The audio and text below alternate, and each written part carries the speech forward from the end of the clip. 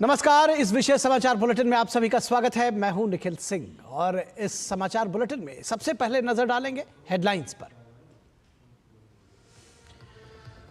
देश मना रहा है डॉक्टर मनमोहन सिंह का शोक, लेकिन राहुल गांधी छुट्टियां मनाने गए वियतनाम। भाजपा ने कहा राहुल ने एलओपी का मतलब बनाया लीडर ऑफ पर्यटन। अमित मालविया ने दिलाई डॉक्टर साहब की मौत पर कांग्रेस की राजनीति की याद।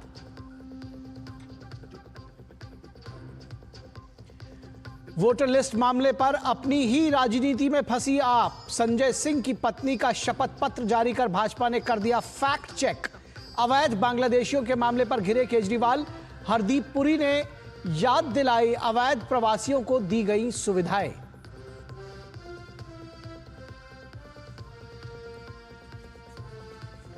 चेन्नई से लेकर दिल्ली तक गूंजा अन्ना यूनिवर्सिटी यौन उत्पीड़न मामला। चेन्नई में पीड़िता से मिली राष्ट्रीय महिला आयोग की टीम। विपक्षी दलों का चेन्नई में तो एबीवीपी का दिल्ली में प्रदर्शन।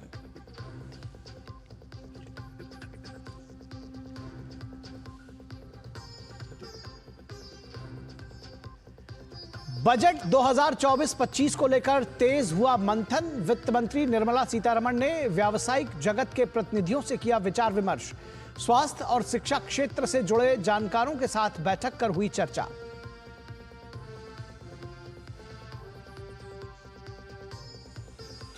और अंतरिक्ष विज्ञान में देश आज हासिल करेगा एक और उपलब्धि। श्रीहरिकोटा से 2 उपग्रह प्रक्षेपित करेगा इसरो। कक्षा में अंतरिक्ष यानों को जोड़ने और अलग करने की प्रक्रिया का होगा परीक्षण।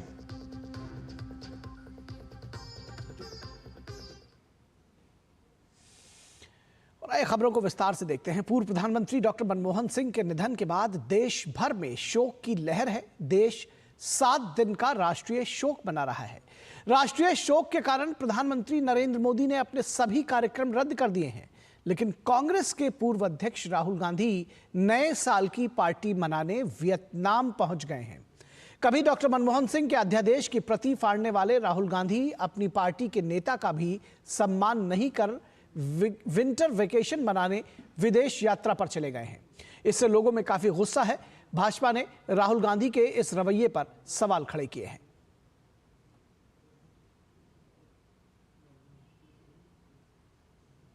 जब पूरा देश डॉक्टर मनमोहन सिंह के देहावसान पर राष्ट्रीय शोक मना रहा है, तब राहुल गांधी सुना है वियतनाम चले गए हैं, नए वर्ष की खुशियां मनाने चले गए हैं। और सब जान ही रहे हैं कि जब उनकी डॉक्टर मनमोहन सिंह की अस्थियां चुनने का समय आया तो कांग्रेस का एक कार्यकर्ता वहां नहीं गया। कांग्रेस के लोगों ने पाखंड पूरा किया कि हम बहुत डॉक्टर मनमोहन सिंह का सम्मान करते हैं, ना उनकी अस्थियां चुनने गए, ना उनकी अस्थियों के विसर्जन में गए, और अब वियतनाम पहुंच गए हैं 9 वर्ष का उल्लास मनाने के लिए। तो यह गांधी परिवार और कांग्रेस के पाखंड का पर्दाफाश है। और भाजपा नेता शहजाद पूनावाला ने राहुल गांधी के वियतनाम दौरे को लेकर उन्हें जमकर घेरा। शहजाद पूनावाला ने कहा कि जब पूरा देश पूर्व प्रधानमंत्री डॉक्टर मनमोहन सिंह जी के दुखद निधन पर शोकग्रस्त है और सरकार ने 7 दिन का राष्ट्रीय शोक घोषित किया है, राहुल गांधी उम्मीद है के मुताबिक अपनी संवेदना व्यक्त करने के बजाय कथित तौर पर दौरे और पार्टी में व्यस्त हैं। आज जब देश पूर्व प्रधानमंत्री मनमोहन सिंह जी के दुखद निधन पर राष्ट्रीय शोक आज भी मना रहा है, देश की ओर से, देश की सरकार की ओर से ये घोषणा की गई कि 7 दिन का राष्ट्रीय शोक मनाया जाएगा, तब देश में रहते हुए प्रधानमंत्री मनमोहन सिंह जी की इस दुखद निधन पर अपना शोक प्रकट करने के बदले, जैसे कि राहुल गांधी से अपेक्षित है, मीडिया के माध्यम से खबर यह आ रही है कि राहुल गांधी पर्यटन और पार्टी के लिए निकल चुके हैं। वहीं भाजपा नेता अमित मालविया ने राहुल गांधी के वियतनाम जाने को लेकर जमकर निशाना साधा।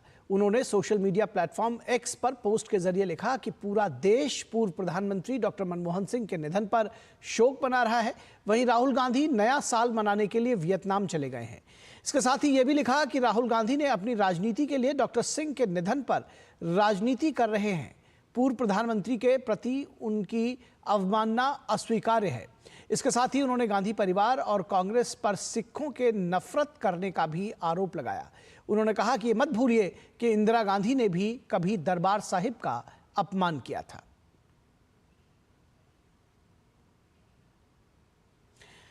एक तरफ जहां दिल्ली में इमाम पिछले 17 महीनों से वेतन नहीं मिलने के विरोध में प्रदर्शन कर रहे हैं, वहीं दूसरी ओर दिल्ली के पूर्व मुख्यमंत्री अरविंद केजरीवाल ने पुजारी और गुरुद्वारा में ग्रंथियों को हर महीने सम्मान राशि देने की घोषणा की है। इस मुद्दे पर बीजेपी प्रवक्ता शहजाद पूनावाला ने आम आदमी पार्टी पर जमकर हमला बोला। उन्होंने कहा कि महिलाओं और बुजुर्गों को धोखा देने के बाद केजरीवाल एक और धोखा देने की तैयारी कर रहे हैं। महिलाओं को और बुजुर्गों को बेवकूफ़ बनाने के बाद अब तैयारी कर रहे अरविंद केजरीवाल एक और धोखा देने का। पुजारी और ग्रंथियों को, इमाम और उलेमा जो है वो पहुंच गए हैं केजरीवाल जी के घर के बाहर धरना कर रहे हैं। तो जब कोई अपने खुद के वोट बैंक को चपत लगा सकता है, जब वोट बैंक का ही एक प्रकार से वो उल्लू काट सकता है, तो आप सोचिए कि जो वोट बैंक नहीं मानते हैं जिनको, वो उसके साथ क्या करेंगे। अरविंद केजरीवाल और आम आदमी पार्टी फ्रॉड पार्टी है। महिलाओं को भी पंजाब हो या दिल्ली हो 1000 रुपए नहीं दिए। और केंद्रीय मंत्री हरदीप सिंह पुरी ने आम आदमी पार्टी के राष्ट्रीय संयोजक अरविंद केजरीवाल पर तंज कसते हुए कहा कि कोई ऐसा सगा नहीं जिसको अरविंद केजरीवाल ने ठगा नहीं। उन्होंने कहा कि अरविंद केजरीवाल के विधायक ने रोहिंग्याओं को दिल्ली में बसाकर उन्हें मुफ्त में राशन, पानी और बिजली दी और साथ ही 10,000 रुपए भी देकर उनका वोटर आईडी कार्ड भी बनवाया। बार बार रोहिंग्याओं का समर्थन करके केजरीवाल भारत की सुरक्षा से खिलवाड़ कर रहे हैं। कोई ऐसा सगा नहीं जिसको केजरीवाल ने ठगा नहीं। एक ही झूठ को बार बार फैलाने से वह सच में नहीं बदल जाता। हाँ, आपके झूठे होने का प्रमाण बार बार अवश्य दे देता है। सच्चाई ये है कि आज तक कहीं भी किसी भी रोहिंग्या को कोई भी फ्लैट नहीं दिया गया है। जो लोग झूठे नारे लगा रहे हैं वो भी ये बात जानते हैं, लेकिन केजरीवाल जी के विधायक ने रोहिंग्या को दिल्ली में बसाकर उन्हें मुफ्त राशन, पानी और बिजली दिया और साथ में हर एक को 10-10 हजार रुपए देकर उनका वोटर कार्ड भी बनाया। रोहिंग्या किसका वोटर हो सकता है ये पूरा देश जानता है। केजरीवाल जी का रोहिंग्या को बार बार सपोर्ट करना देश की सुरक्षा के साथ खिलवाड़ है। और दिल्ली में वोटरों का नाम काटने को लेकर आम आदमी पार्टी का दांव उल्टा पड़ गया है। आम आदमी पार्टी ने भाजपा की शह पर हजारों लोगों का नाम वोटर लिस्ट से हटाए जाने का दावा किया था। इस आरोप का फैक्ट चेक हुआ तो इस पर आप ही सवालों में घिर गई है। आम आदमी पार्टी ने दावा किया था कि आम आदमी पार्टी के सांसद संजय सिंह की पत्नी अनीता सिंह का नाम भी वोटर लिस्ट से हटाया गया है। इसके जवाब में भाजपा नेता अमित मालविया ने सोशल मीडिया प्लेटफॉर्म एक्स पर अनीता सिंह का एक शपथ पत्र साझा किया है। इस शपथ पत्र में अनीता सिंह ने स्वयं को उत्तर प्रदेश के सुल्तानपुर का वोटर बताया है। भाजपा ने पूछा है कि जो दिल्ली की वोटर ही नहीं है, उनका नाम भला दिल्ली की वोटर लिस्ट से कैसे कटवाया जा सकता है। भाजपा ने आगे कहा कि अगर अनीता सिंह ने एफिडेविट में स्वयं को सुल्तानपुर का वोटर बताया है लेकिन दिल्ली में भी वोट करती हैं तो ये कानूनन अपराध है।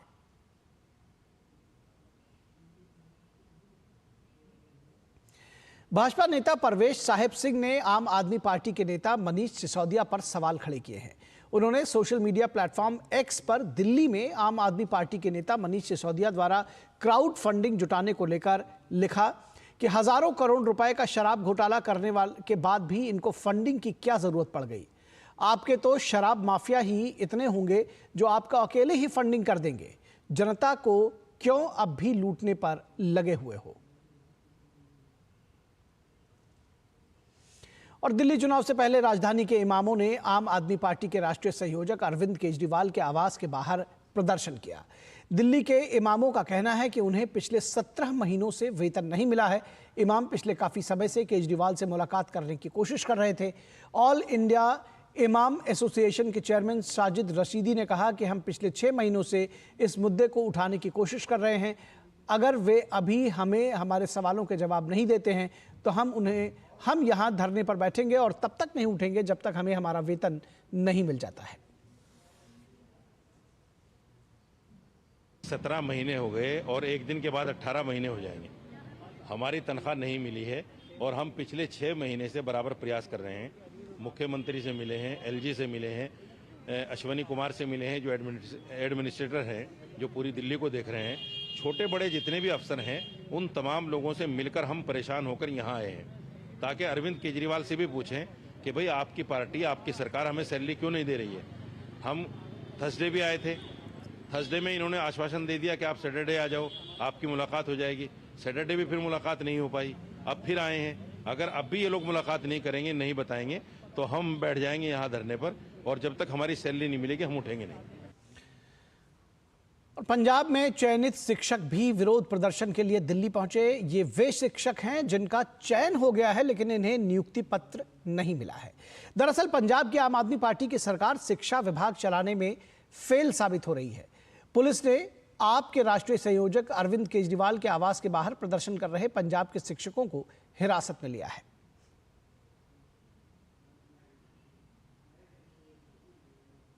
हमारी 5 साल की सर्विस बिल्कुल बंद कर दी है, खत्म कर दी गई है और पंजाब में हमारी कोई भी सुन नहीं रहा। हम आज केजरीवाल के पास आए थे कि हमारी कुछ ना कुछ सुनवाई यहाँ पे होगी, पर ये भी हमारी बात नहीं सुन रहे। यहाँ पे सरकार ये सोचती है ना ये धरने प्रदर्शन नहीं कर सकते, ये भी एक धरने के रूप से ही निकले हैं बाहर। हमारी मांगे नहीं मान रही, पंजाब में हमारी सुनवाई नहीं हो रही। अभी यहाँ दिल्ली में भी केजरीवाल भी हमारी सुनवाई नहीं कर रहे, हमारी बात नहीं सुन रहे। देखिए आने वाला भविष्य दिल्ली का क्या होगा। 15 दिन के अंदर अंदर हम 1000 की गिनती में प्रोटेस्ट करने आएंगे, क्योंकि आज हम फूल लेके आए थे गांधीवादी तरीके से भी हम प्रोटेस्ट नहीं करेंगे, उम्मीद लेके आए थे। पंजाब में कुछ नहीं है, लारे लगा रहे हैं। यहाँ पर आए थे, इन्होंने आज हमें धक्के मारते घर से निकाला। कब आएंगे ना, ये झूठा है 1 नंबर का। जो पंजाब के मंत्री हैं वो अपनी तरफ से फैसला नहीं लेते, वो केजरीवाल से पूछकर फैसला लेते हैं। तो हम इनके पास फूल लेके आए थे, लेकिन ये हमारी यहाँ गिरफ्तारियां कर रहे हैं, बात नहीं सुन रहे, अपने किए वादे पूरे नहीं कर रहे। और चेन्नई स्थित अन्ना विश्वविद्यालय कैंपस में एक छात्रा से यौन उत्पीड़न का मामला लगातार गर्माता जा रहा है। बढ़ते विरोध को देखते हुए राष्ट्रीय महिला आयोग यानी एनसीडब्ल्यू ने एक समिति गठित की है, जिससे सच सामने लाने के लिए सोमवार को अपनी जांच शुरू कर दी। राष्ट्रीय महिला आयोग की टीम ने अन्ना यूनिवर्सिटी यौन उत्पीड़न मामले की पीड़िता से मुलाकात की। 2 सदस्यीय समिति ने राष्ट्रीय महिला आयोग की सदस्य ममता कुमारी और महाराष्ट्र के पूर्व डीजीपी प्रवीण दीक्षित शामिल हैं।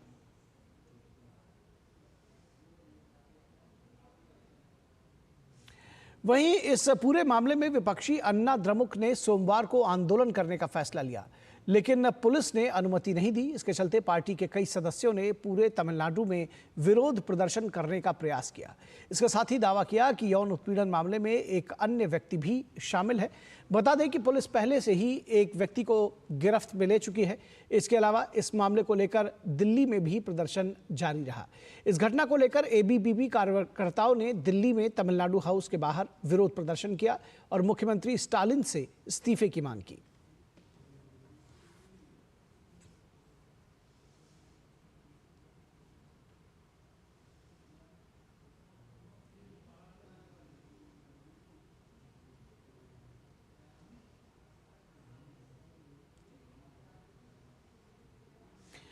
खबर उत्तर प्रदेश के संभल और चंदौसी से, जहां रोज सर्वे और खुदाई के दौरान नए नए खुलासे हो रहे हैं, वहीं हर दिन नई नई चीजें मिल रही हैं। रहस्यमयी सुरंगों, कूपों के साथ साथ मंदिर भी सुर्खियों में है। जिले के बहजोई थाना क्षेत्र में खेतापुर गांव में एक नई सुरंग मिलने की खबर से लोगों में काफी चर्चा गर्म है। इसको लेकर ग्रामीणों का दावा है कि यह सुरंग ऐतिहासिक रूप से प्रसिद्ध योद्धा आल्हा और ऊदल से जुड़ी है। इसके साथ ही यह भी दावा किया जा रहा है कि इस सुरंग का संबंध संभल और दिल्ली तक फैला हो सकता है। वहीं सुरंग की जानकारी सामने आने के बाद ही तहसीलदार चंदौसी धीरेन्द्र सिंह ने मौके पर पहुंचकर स्थिति का निरीक्षण किया है। तहसीलदार ने ग्रामीणों के दावे को गंभीरता से लेते हुए इस मामले की रिपोर्ट जिलाधिकारी को सौंपने की बात कही है। अगर प्रशासन से मंजूरी मिलती है तो जल्द ही इस सुरंग की भी खुदाई शुरू कर दी जाएगी, जिससे इसके ऐतिहासिक रहस्य से पर्दा उठ सके। सुरंग के खुलासे से क्षेत्र में पर्यटन की संभावनाएं भी बढ़ सकती हैं, जिससे ग्रामीणों को आर्थिक लाभ मिलने की उम्मीद है। इस खोज को लेकर न केवल स्थानीय प्रशासन बल्कि पुरातत्व विभाग भी रुचि ले सकता है। अगर ये सुरंग आल्हा ऊधल से जुड़ी पाई जाती है तो यह क्षेत्र ऐतिहासिक धरोहर के रूप में उभर सकता है। यह सुरंग जो बहुत पुरानी है, प्राचीन, क्यों सिद्धमढ़ी है ये जी। तो इसलिए गुरु हमारे बताते हैं कि यहाँ से लेकर हाजी मंदिर तक गई है, मतलब शिव मंदिर इसको बोलते हैं। तो वहाँ तक गई है, वहाँ से आगे को पता नहीं कहाँ तक गई है। तो हमारे गुरु कहते हैं कि चौड़ा गद्दी के नाम से मशहूर है। चौड़ा की गद्दी है ये। अच्छा। गुरखेड़ा मड़ी, ये तो 750 साल पुरानी बताते हैं, 700-800 साल पुरानी गद्दी ये। और केंद्रीय वित्त मंत्री निर्मला सीतारमण ने नई दिल्ली में उद्योग प्रतिनिधियों के साथ 5वीं बजट पूर्व परामर्श बैठक की अध्यक्षता की। ये बैठक आगामी केंद्रीय बजट 2025-26 की तैयारियों को लेकर आयोजित की गई। इस बैठक में वित्त मंत्री ने उद्योग जगत के प्रतिनिधियों से सुझाव लिए। इस बैठक में वित्त, निवेश और सार्वजनिक परिसंपत्ति प्रबंधन, आर्थिक कार्य सहित कई विभागों के सचिव, उद्योग और आंतरिक व्यापार संवर्धन विभाग तथा केंद्र सरकार के मुख्य आर्थिक सलाहकार भी शामिल हुए। गौरतलब है कि वित्त मंत्री निर्मला सीतारमण का लगातार ये 8वां बजट होगा।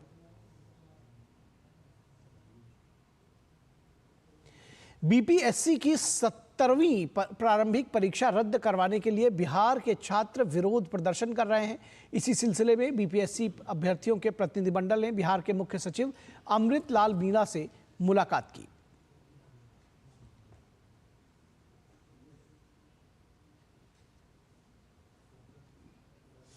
आज इसरो अपने स्पाडेक्स मिशन PSLV C60 को आज लॉन्च करेगा। इसकी लॉन्चिंग की लाइव स्ट्रीम लॉन्च के समय से ही की जाएगी। अगर ये मिशन सफल होता है तो भारत रूस, अमेरिका और चीन के बाद दुनिया का चौथा अंतरिक्ष डॉकिंग हासिल करने वाला देश बन जाएगा। केंद्रीय मंत्री जितेंद्र सिंह ने इसी से जुड़ा पोस्ट अपने सोशल मीडिया प्लेटफॉर्म X पर एक वीडियो के साथ साझा किया है। उन्होंने लिखा कि इसरो के PSLV C60 को स्पाडेक्स और 24 पेलोड के साथ उड़ान भरते हुए देखना न भूलें। इस एनिमेशन के साथ अंतरिक्ष में डॉकिंग के चमत्कार का अनुभव करें। उड़ान 30 दिसंबर रात 10 बजे।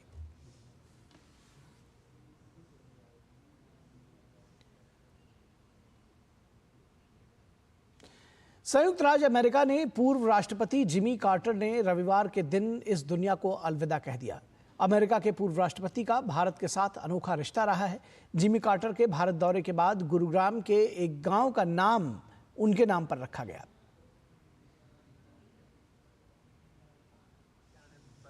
अमेरिका के पूर्व राष्ट्रपति जिमी कार्टर का रविवार को 100 वर्ष की आयु में निधन हो गया। कार्टर अब तक के सबसे अधिक उम्र तक जीवित रहने वाले अमेरिकी राष्ट्रपति थे। जिमी कार्टर का निधन जॉर्जिया स्थित उनके आवास पर हुआ। वो त्वचा के कैंसर से पीड़ित थे। कार्टर का जन्म 1 अक्टूबर 1924 को जॉर्जिया के एक छोटे से शहर प्लेन्स में हुआ था। कार्टर साल 1971 से लेकर 1975 तक जॉर्जिया के गवर्नर रहे। जिमी कार्टर 1977 से 1981 तक डेमोक्रेटिक पार्टी की ओर से अमेरिका के राष्ट्रपति रहे। जिमी कार्टर अमेरिका के 39वें राष्ट्रपति बने थे। उनके कार्यकाल के दौरान इजराइल और मिस्र के बीच कैंप डेविड समझौते जैसी उपलब्धियां रहीं। कार्टर ने राष्ट्रपति पद के बाद भी असाधारण काम किए और 2002 में शांति के लिए नोबेल पुरस्कार जीता। भारत से जिमी कार्टर का अनोखा लगाव हमेशा रहा। इस बात को करीब 50 साल बीत चुके हैं जब गुरुग्राम के एक गांव कार्टरपुरी के रहने वाले नंबरदार मोहनलाल की मुलाकात अमेरिका के पूर्व राष्ट्रपति जिमी कार्टर से हुई थी। उस मौके पर ली गई तस्वीरें आज भी उन यादों को जिंदा रखे हुए हैं। दिल्ली से सिर्फ 25 किलोमीटर दूर स्थित ये छोटा सा गांव, जिसमें अब 3000 से अधिक परिवार रहते हैं, 1978 में उस वक्त सुर्खियों में आया जब अमेरिकी राष्ट्रपति जिमी कार्टर ने अपनी भारत यात्रा के दौरान पत्नी के साथ इस गांव का दौरा किया। उस वक्त इस गांव को दौलतपुर नसीराबाद के नाम से जाना जाता था, लेकिन कार्टर के यहां दौरा करने के बाद उनके सम्मान में इस गांव का नाम बदलकर कार्टरपुरी रख दिया गया। ये वही गांव है जहां उनकी मां एक नर्स के रूप में कार्य करती थीं। यही वजह है कि कार्टर की भारत यात्रा उनके दिल के इतने करीब थी। और भारत के लोग उनके निधन को निजी क्षति मानकर शोक व्यक्त कर रहे हैं। Bureau report, DD news. और यहाँ रुकेंगे एक छोटे से ब्रेक के लिए, कहीं मत जाइएगा, जल्द हाजिर होंगे। आज सुनो, खाने में कोई स्वाद नहीं है। अरे किफायती लाल, सस्ते वाले दाल मसाले, स्वाद हुआ बेकार, एकदम बकवास। इधर कीमती लाल को देखो, खाना बना कमाल। MDH की हल्दी मिर्ची धनिया करे कमाल। ये रंग दे, ये खुशबू दे, ये तीखा, ये कम पड़े। समझे किफायती लाल का निराला MDH मसाला।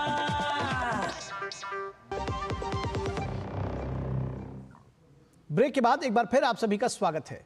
हरियाणा के एक गांव का नाम जिमी कार्टर के नाम पर है, जिसे कार्टरपुरी के नाम से जाना जाता है। पूर्व राष्ट्रपति जिमी कार्टर मोरारजी देसाई के सरकार के दौरान भारत दौरे पर आए थे और ये खबर अभी हमने आपको दिखाई। और उस वक्त गुरुग्राम के इस गांव के लोगों ने जिमी कार्टर का भव्य स्वागत किया था। देखिए सिद्धार्थ भारद्वाज की ये विशेष रिपोर्ट। अमेरिका के पूर्व राष्ट्रपति जिमी कार्टर का 100 वर्ष की आयु में निधन हो गया है।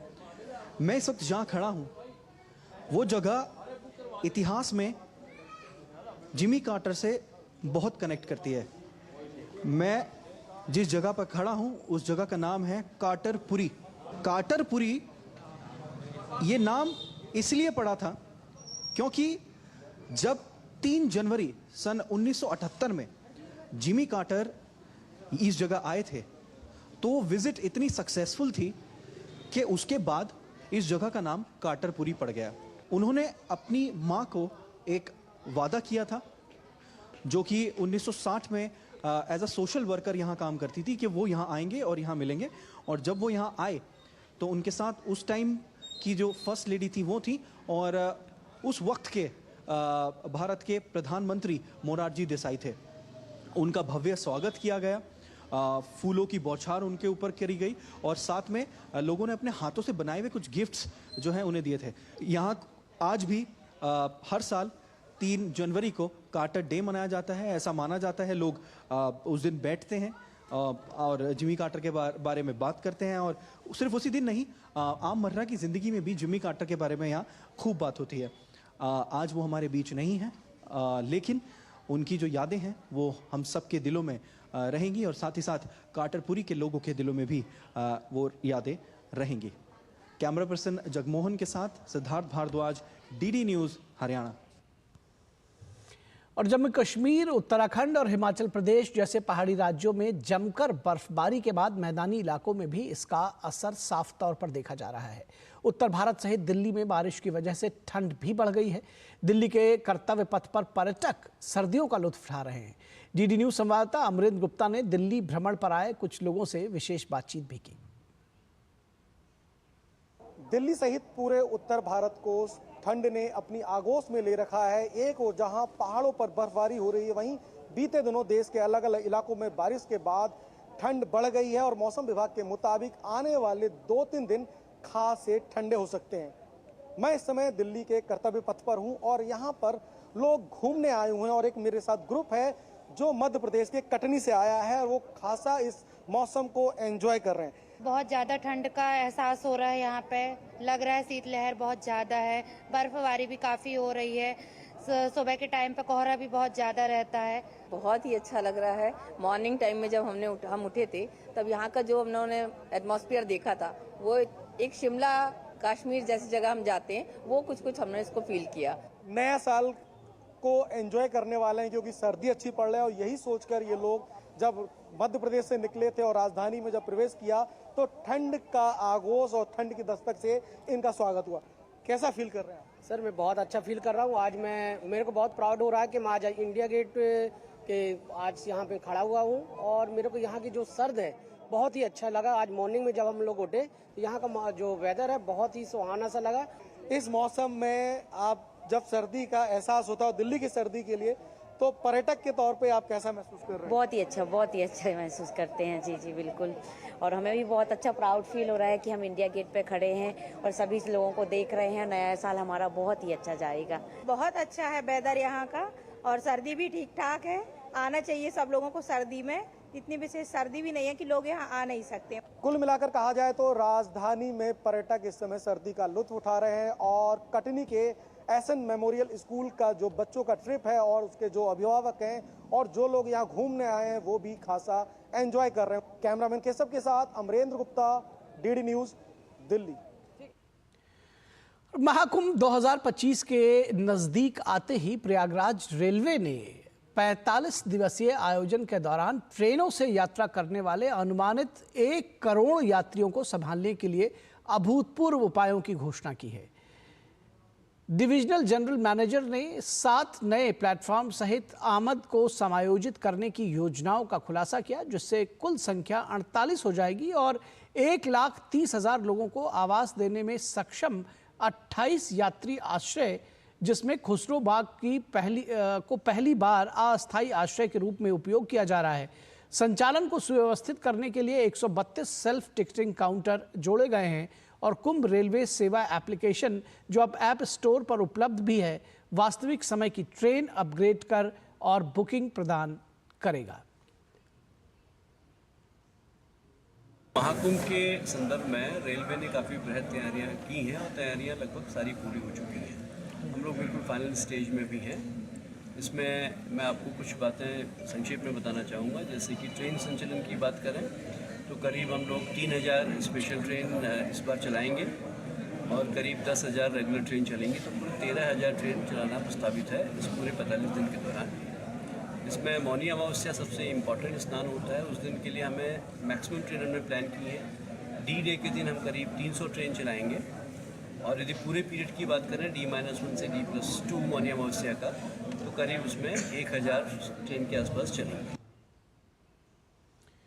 और केंद्र एवं प्रदेश सरकार महाकुंभ 2025 को भव्य और दिव्य बनाने के लिए युद्ध स्तर पर काम कर रही है। इस कड़ी में महाकुंभ के आयोजन को भव्य और यादगार बनाने के लिए पूर्वोत्तर रेलवे ने खास तैयारियां शुरू की हैं। श्रद्धालुओं की सुविधा और उनकी दिव्यता को ध्यान में रखते हुए कुंभ थीम पर आधारित रेलवे कोचेस को यार्ड में तैयार किया जा रहा है। इन कोचेस को महाकुंभ की संस्कृति, परंपरा और आस्था को प्रदर्शित करने वाले आकर्षक चित्रों और रंगों से सजाया जा रहा है। कोचेस में महाकुंभ के प्रमुख घाटों, साधु संतों को पवित्र गंगा स्नान और सांस्कृतिक धरोहरों के चित्रों से उकेरा गया है। इसमें श्रद्धालु यात्रा के दौरान महाकुंभ की दिव्यता का अनुभव कर सकेंगे। महाकुंभ को लेकर रेलवे पूरी तरह से तैयार है। पूर्वोत्तर रेलवे की बात करें तो हमारे 2 स्टेशन वहाँ पड़ते हैं, झूसी और प्रयागराज रामबाग। और जो इधर की संख्या है यात्रियों की, जो श्रद्धालु हैं इस क्षेत्र से जाते हैं, वो मुख्यतः इन्हीं स्टेशनों से होकर जाते हैं। बनारस, मऊ, गोरखपुर, भटनी, इन सभी स्थानों से हम लोग स्पेशल ट्रेनें भी चला रहे हैं इनके लिए। और ज़्यादातर श्रद्धालु जो यहाँ से जाएंगे इन्हीं 2 स्टेशनों पर कैटर किए जाएंगे। स्टेशनों पर बहुत सुविधाएं हम लोगों ने अरेंज करी हैं, चाहे वो यात्री आश्रय स्थल बनाने से लेकर हो, चाहे यात्री सुविधा से लेकर हो, चाहे टिकटिंग से लेकर हो, सुरक्षा से लेकर हो, कम्युनिकेशन कंट्रोल की बात हो, सभी फील्ड में काम किया गया है। तो इस समाचार बुलेटिन में बस इतना ही। इजाजत दीजिए। नमस्कार।